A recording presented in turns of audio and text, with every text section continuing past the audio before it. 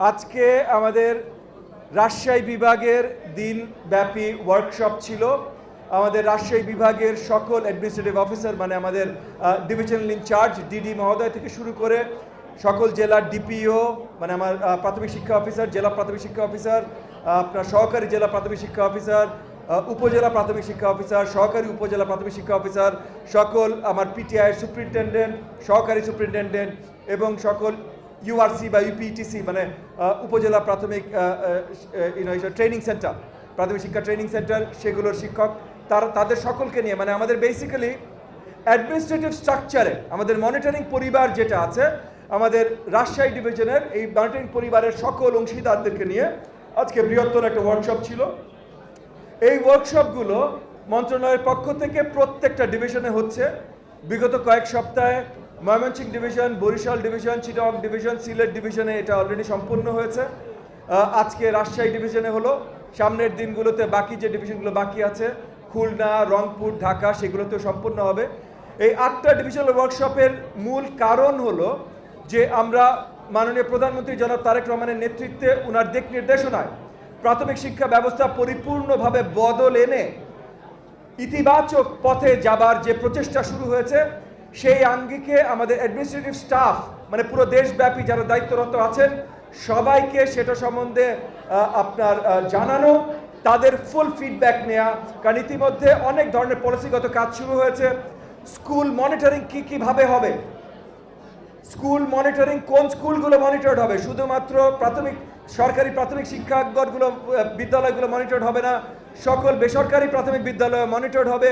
কি আঙ্গিকে মনিটরড হবে, টিচার পলিসি কি হবে, অ্যাডমিনিস্ট্রেটর পলিসি কি হবে, কারিকুলাম কিভাবে চেঞ্জ আসবে, টেকনোলজি অন্তর্ভুক্ত কিভাবে হবে, নতুন ক্লাসরুমগুলোর চেহারা কেমন হবে, অবকাঠামোগুলো তৈরি কিভাবে হবে, বাথরুম কি হবে, ক্লাসরুম কি হবে, ক্লাসরুমের ফার্নিচার কি হবে, এই সব কিছু নিয়ে সামনে অনেক ইতিবাচক বদল আসছে।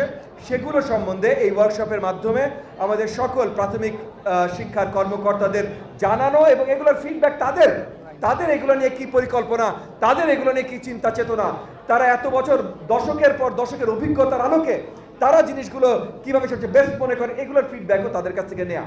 সো আজকে আই থিঙ্ক 6 ঘন্টার ঊর্ধ্বে আজকের ওয়ার্কশপ গেছে, অলমোস্ট 7 ঘন্টা হয়ে গেছে আজকের ওয়ার্কশপ। আমরা সকাল 10টায় শুরু করেছিলাম, এখন 4:45 বাজে। সো অলমোস্ট 7 ঘন্টার কাছাকাছি চলে যাচ্ছে। এই ওয়ার্কশপগুলো অত্যন্ত গুরুত্বপূর্ণ এবং আমরা আশাবাদী যে এই ওয়ার্কশপগুলো মাত্র শুরু, যে এগুলোর মাধ্যমে আমরা সবাইকে জানাতে এবং সবার কাছ থেকে জানতে সক্ষম হচ্ছি এবং এর মধ্যে মানে আমাদের প্রথম 180 দিনের পরিকল্পনাগুলো এবং কর্মকাণ্ডগুলো সব শেষ করে এই ওয়ার্কশপগুলো অরিজিনালি আমরা চেয়েছিলাম যে অগস্ট মাসের ভেতরেই শেষ হবে, অগস্ট মাসের 17 তারিখের ভেতরে শেষ হবে। এগেন আপনার ট্রাভেল এবং আমাদের অন্য অনেক কর্মকাণ্ড জটিলতার জন্য অগস্ট মাসের 17-এর বদলে সেপ্টেম্বর মাসের 5 তারিখের ভিতরে এগুলো শেষ করবো। বাট এগেন 180 দিনের আশেপাশে শেষ হচ্ছে। সো প্রথম 180 দিনের আমাদের কর্ম পরিকল্পনাগুলো খুব সুন্দরভাবে আমরা শেষ করতে সক্ষম হচ্ছি। এরপরে নেক্সট 180 দিন এবং এই যে 5 বছরে মাননীয় প্রধানমন্ত্রী যে প্রমিসগুলো করেছেন জনগণের কাছে, সেই প্রমিসগুলো আমাদের প্রাথমিক শিক্ষা পরিবার 100% ইফ নট মোর ঘরে ঘরে শিক্ষার্থীদের জন্য পৌঁছে দেবে। আমরা ইনশিওর করব যে প্রত্যেকটা শিশু যেন বিদ্যালয়ে থাকে, no child out of school, এবং আমরা ইনশিওর করব প্রত্যেকটা শিক্ষার্থী যেন সঠিক শিক্ষা লাভ করে।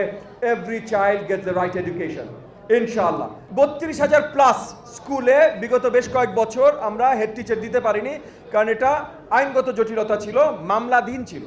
সেই মামলার নিষ্পত্তি হয়েছে এবং হেড টিচার যেহেতু যেই গ্রেডের, যে পে স্কেলের যেই গ্রেডের অফিসার, এটা পিএসসির মাধ্যমে নিয়োগ হবে।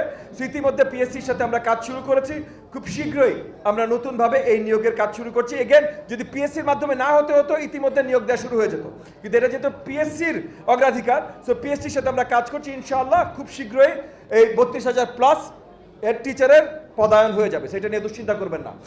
আপনার প্রথম প্রশ্নটা ছিল স্কুলে প্রাথমিক বিদ্যালয়ে শিক্ষার্থী কমছে।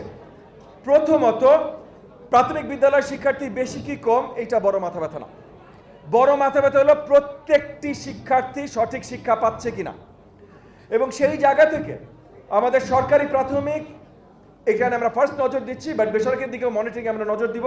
সরকারি প্রাথমিকে যেন একদম হাইয়েস্ট কোয়ালিটি শিক্ষা প্রদান করতে পারি, তার জন্য curriculum reform, infrastructure reform, teacher policy, teacher training and teacher reform, মানে আপনার টেকনোলজিক্যাল ইনফ্রাস্ট্রাকচার অন্তর্ভুক্ত করা, এই সব কিছুর বড় বড় কাজ আমরা হাতে নিয়েছি। সেগুলো নিয়ে কিন্তু আজকেও এই যে আপনাদের রাজশাহী ডিভিশনের সকল কর্মকর্তাদের সাথে দিনব্যাপী ওয়ার্কশপ ছিল।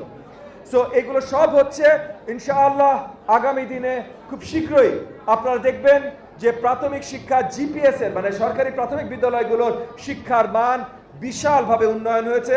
একই সাথে আমরা মনিটর করব নন সরকারি মানে বেসরকারি যত প্রাথমিক বিদ্যালয় আছে সেখানেও যেন সঠিক মানের বিদ্যা দেয়া হয়, সেটার জন্য মনিটরিং ব্যবস্থা আরও শক্তিশালী করা হচ্ছে। এরপর যদি কোনো জায়গায় মানে কোনো জায়গায় শিক্ষার্থীর একদম কমতি থাকে, কারণ আরেকটা জিনিস মনে রেখেন, বাংলাদেশে এখন জনসংখ্যার আসলে কমতির দিকে, ডেমোগ্রাফিক ডিভিডেন্ড এখন আমরা হাইয়েস্ট লেভেলে আছি, বার্থ রেট অনেক আগেই কমা শুরু করেছে। সো আগামী দিনে সব জায়গায় সেম লেভেলের ডিমান্ড থাকবে তা না। আর সরকারের দায়িত্ব না ভাই স্কুল খোলা, স্কুলের ব্যবসা চালানো। সরকারের দায়িত্ব ইনশিওর করা প্রত্যেকটি শিশু স্কুলে যেতে পারছে, প্রত্যেকটি শিশু সঠিক শিক্ষা পাচ্ছে। তো ওইটা যেইভাবে ইনশিওর করা দরকার সব কিছু আমরা করছি। এবং শিক্ষায় বিদ্যালয় যেন আসে তা কেউ যেন ঝরে না পড়ে, তার জন্য অনেক নতুন প্রজেক্ট এবং পদক্ষেপ নেওয়া হচ্ছে। স্কুল ফিডিং প্রোগ্রাম বা মিড ডে মিল, আমরা ফ্রি ইউনিফর্ম দিব, জুতো ব্যাগ এগুলো সবের তৈয়ারি চলছে।